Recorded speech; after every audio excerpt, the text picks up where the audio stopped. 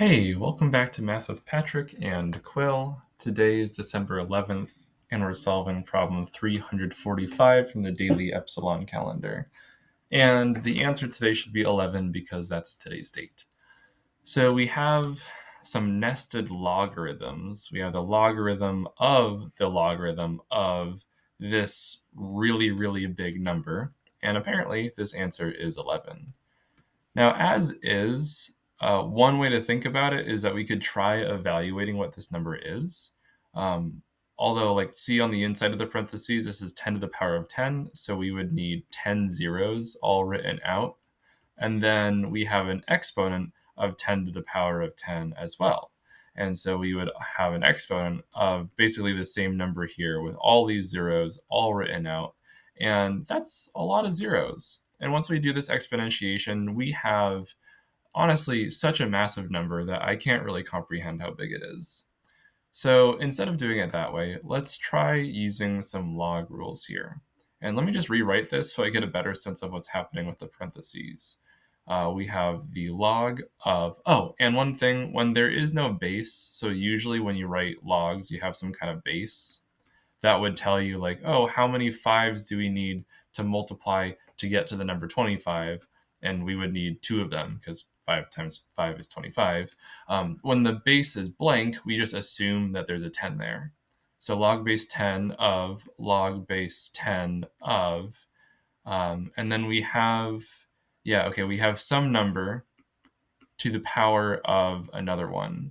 And I'm going to use a log rule where if we have log of and then a number to the power of another, we can bring out this exponent as a factor or like a multiplier, I suppose, in front of our logarithm. And that lets me bring this 10 to the power of 10 in front of the second log right there. So I'm rewriting this inside part and keeping that first log on the outside the same. So it's going to be log of, and then 10 to the power of 10 times log of 10 to the power of 10, and then close those parentheses. All right. Now I see that we have a log of a product, and there is a product rule for logarithms. If you do have a product in the argument, or just two things being multiplied, you can split up the logarithm with addition. So log of a times b is the same as log of a plus log of b.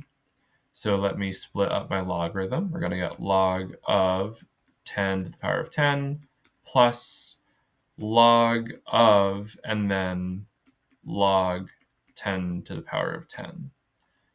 So what might be useful is figuring out what log of 10 to the power of 10 is equal to, because if I figure out that chunk, I'll just be able to plug it in to the argument of the other log function there. So let's figure that out. We can use another one of those exponent or power rules where we bring that exponent of 10 out to the front.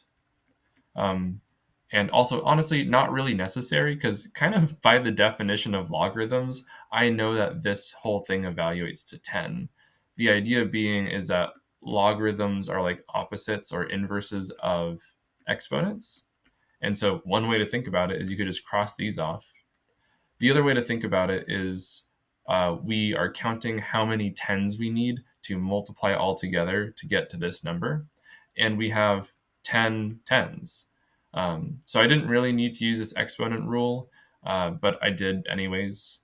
Either way, this is just the number 10, because if we evaluated it with the rule, log base 10 of 10 is just 1. So this right here is the number 1. We only need 1 10 to reach the number 10. So we have a 10 over on the left, and we're adding something else. This is just log of 10 now, because we know that this is the same number as that. And we already established that log of 10 is just 1. Adding these together, we get 11. And we're all done. So we get 11 for today. That's great, because that matches today's date. And that's it. So thank you for watching. Hope you enjoyed, and I will see you tomorrow. Bye.